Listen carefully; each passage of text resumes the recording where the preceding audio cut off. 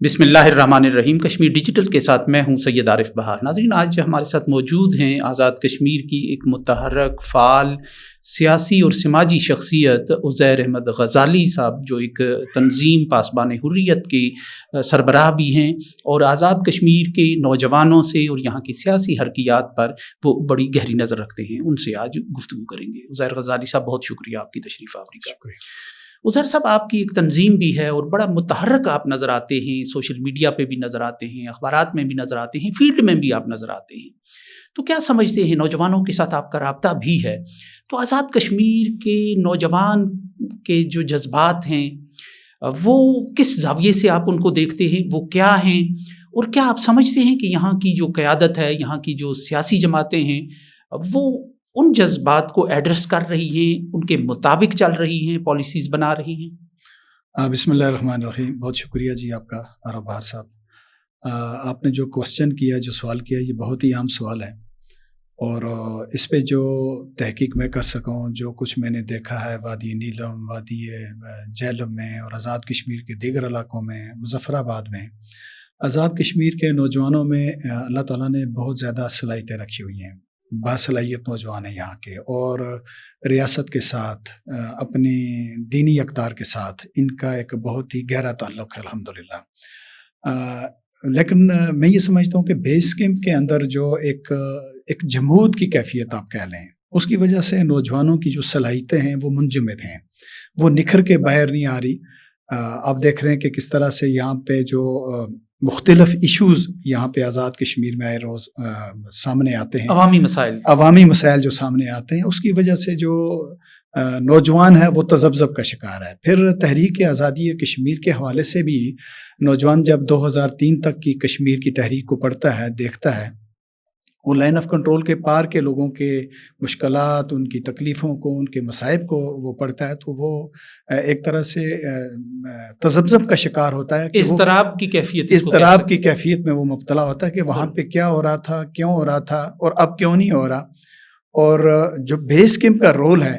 نوجوانوں کی صلاحیتوں کو اجاگر کرنے کا، یہاں کی جو حکومتیں ہیں، یہاں کی جو سیاسی جماعتیں ہیں، بالخصوص جو پارلیمانی پارٹیز ہیں، میں یہ سمجھتا ہوں کہ وہ ابھی تک آزاد کشمیر کے نوجوانوں کو کوئی روڈ میپ دینے میں کامیاب نہیں ہو سکی، یعنی ڈائریکشن نہیں دکھا سکی ہیں ابھی تک کوئی ڈائریکشن آزاد کشمیر کے نوجوانوں کے پاس نہیں ہے۔ درست۔ تو کیا سمجھتے ہیں آپ کہ یہ جو اگر بالکل ڈائریکشن لیس رہے گا یہاں کا نوجوان، تو وہ یا تو برین ڈرین ہوگا جیسے کہ ہو رہا ہے، لوگ جا رہے ہیں نوجوان، یا پھر وہ کسی دوسری سرگرمی میں ملوث ہوگا، تو اس کو کیسے روکا جا سکتا ہے؟ سیاسی جماعتوں کے لیے آپ کیا سجیسٹ کریں گے کہ وہ اپنی پالیسیز اس انداز سے مرتب کریں کہ نوجوانوں کی جذبات کے ساتھ ٹیون ہو جائیں؟ دیکھیں، جو سیاسی جماعتیں ہیں وہ تو بدقسمتی سے الیکشن کے دنوں میں ہی متحرک ہوتی ہیں، پوری سیاسی قیادت الیکشن کے دنوں میں متحرک ہوتی ہے، اور جب الیکشن ختم ہو جاتے ہیں تو وہ عمومی طور پہ عوام سے دور ہو جاتے ہیں، عوام سے ڈسکنیکٹ ہو جاتے ہیں، اور اسی طرح سے وہ نوجوانوں سے بھی ڈسکنیکٹ ہو جاتے ہیں۔ جب تک سیاسی قیادت نوجوانوں کو ساتھ نہیں بٹھائے گی، ان کے ساتھ بات نہیں کرے گی، ان کو جو بڑے بڑے ایشوز ہیں، جو قومی سطح کے اور ریاستی سطح کے ایشوز ہیں، ان کو ساتھ بٹھا کے ڈیبیٹ نہیں کرے گی یونیورسٹیز کے اندر، کالجز کے اندر، اسکولوں کے اندر اور دیگر مواقعوں پہ، تو یہ فرق ختم نہیں ہوگا۔ اور اس کا میں یہ سمجھتا ہوں کہ ایک نقصان جو ہم بظاہر اس کو دیکھ رہے ہیں کہ ہماری ظاہر ہے ریاست جموں و کشمیر کی جب ہم بات کرتے ہیں تو اس میں آزاد کشمیر کے نوجوانوں کا کوئی علیحدہ سے کوئی مستقبل نہیں ہے۔ جو مستقبل کشمیر کے، سری نگر کے لوگوں کا ہے، نوجوانوں کا ہے، جو بارہمولہ، پلوامہ، شوپیان، کپواڑہ، جموں کے نوجوانوں کا ہے، وہی آزاد کشمیر کے نوجوانوں کا بھی ہے۔ تو عمومی طور پہ تو میں یہ سمجھتا ہوں کہ کشمیر ایشو پہ جب تک نوجوانوں کو پوری طرح سے آگاہ نہیں کیا جائے گا، اس کی تاریخ اور اس کی تحریک سے آگاہ نہیں کیا جائے گا، اور ان کی صلاحیتوں کو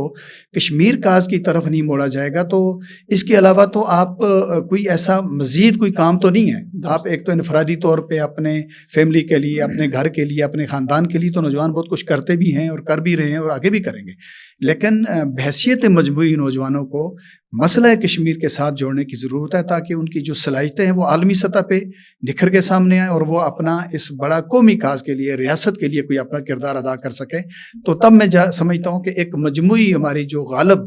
اکثریت نوجوانوں کی وہ کسی کام میں مشغول ہو سکتی ہے، مصروف ہو سکتی ہے۔ تو کمی کیا رہ گئی ہے؟ وزیر اعظم صاحب بھی یہ کہہ رہے ہیں کہ یہ ایک بیس کیمپ ہے، اور وہ اس حوالے سے بڑے پچھلے عرصے میں اہم اعلانات کر رہے تھے اور بہت مضبوط قسم کی پالیسی کا وہ اعلان کر رہے تھے، لیکن گراؤنڈ پہ جو چیز ہے وہ نظر نہیں آ رہی کہ ایڈریس کیا جا رہا ہے۔ تو کیا آپ سمجھتے ہیں کہ جو آزاد کشمیر کا موجودہ ڈھانچہ ہے اس کی اس حوالے سے اوور ہالنگ کی ضرورت ہے؟ میں تو ذاتی طور پہ گزشتہ 35 برسوں سے سب چیزیں دیکھ رہا ہوں الحمدللہ۔ مجھے بڑی مایوسی ہے بالخصوص 2003 کے بعد کہ آزاد کشمیر کی حکومت کا، آزاد کشمیر کی سیاستدانوں کا، یہاں کی پارلیمانی جماعتوں کا میں یہ سمجھتا ہوں کہ کوئی کردار نظر نہیں آ رہا کسی سطح پہ بھی۔ دیکھیں، دو بڑے کام ہیں، ایک ہے تحریک آزادی کشمیر کے لیے بیس کیمپ کی حکومت کو، یہاں کی سیاستدانوں کو کام کرنا، دوسرا کام ہے آزاد کشمیر کی تعمیر و ترقی، یہاں کے لوگوں کے مسائل کو حل کرنا، ان کا اگر کہیں احساس محرومی ہے تو اس کا ازالہ کرنا۔ تو دونوں جگہوں پہ، دونوں محاذوں پہ آزاد کشمیر کی موجودہ حکومت بھی اور بدقسمتی سے ماضی کی قریب کی حکومتیں بھی تو بالکل ہی ناکام رہی ہیں۔ آزاد کشمیر کے اندر جو ایک اضطراری کیفیت ہے عوام اور پبلک کے اندر، یہ کیوں ہے؟ اس کا جواب تو حکومت کو دینا چاہیے۔ مسلسل احتجاج چلا آ رہا ہے، احتجاج چلا آ رہا ہے، یہ کیوں ہے؟ آخر ایک چھوٹا سا خطہ ہے، 44-45 لاکھ ہمارے آزاد کشمیر کی آبادی ہے، یہاں پہ وزیر اعظم ہے، یہاں پہ صدر ریاست ہیں، یہاں پہ ایک بڑی کابینہ ہے، یہاں پہ ایک پوری اسمبلی موجود ہے۔ تو 44-45 لاکھ لوگوں کے مسائل کو اگر آپ حل نہیں کر رہے اور آپ کے پاس ایک بھاری بجٹ بھی موجود ہوتا ہے تو پھر یہ کس کی ناکامی ہے؟ یہ تو سیاستدانوں کی ناکامی ہے۔ اور دوسرا معاملہ جو دوسرا اہم کام ہے اس بیس کیمپ کی حکومت کا، وہ ہے تحریک آزادی کشمیر کو اجاگر کرنا، اس کے ساتھ کھڑا ہونا، اس کشمیر کی آزادی کے لیے کام کرنا۔ جیسے آپ نے کہا کہ وزیر اعظم صاحب نے اعلان کیا، میں ان کے اعلان کی تائید کرتا ہوں اور اسے ایک نیک شگون قرار دیتا ہوں، لیکن آگے کیا ہوگا؟ آگے آپ کیا کریں گے؟ وزیر اعظم صاحب اس کے بعد خاموش ہیں۔ دیکھیں، مقبوضہ کشمیر کی آزادی کے لیے بیس کیمپ کو بالآخر ہر اس میدان میں اترنا پڑے گا، ہر اس محاذ کو اختیار کرنا پڑے گا، ہر اس صورتحال کو اختیار کرنا پڑے گا جس طرح انڈیا وہاں پہ قابض ہے، اور انہی چیزوں کو اختیار کرتے ہوئے ہم وہاں سے انڈیا کو نکالنے میں بھی کامیاب ہو سکتے ہیں۔ تو بدقسمتی سے آزاد کشمیر کی حکومت جو ہے وہ اس وقت تحریک آزادی کشمیر کے حوالے سے بھی مکمل ناکام ہے، اور مجھے یہ کہتے ہوئے بڑی مطلب ایک طرح سے اچھا نہیں لگ رہا کہ ہمارے تو وزرائے کرام کو کشمیر کی تحریک اور تاریخ کا پتہ نہیں ہے، یہ تحریک کب شروع ہوئی، لیکن وہ تو باہر جا رہے ہیں اور مسئلہ کشمیر اجاگر کرتے ہیں اکثر جا کے۔ موجودہ اس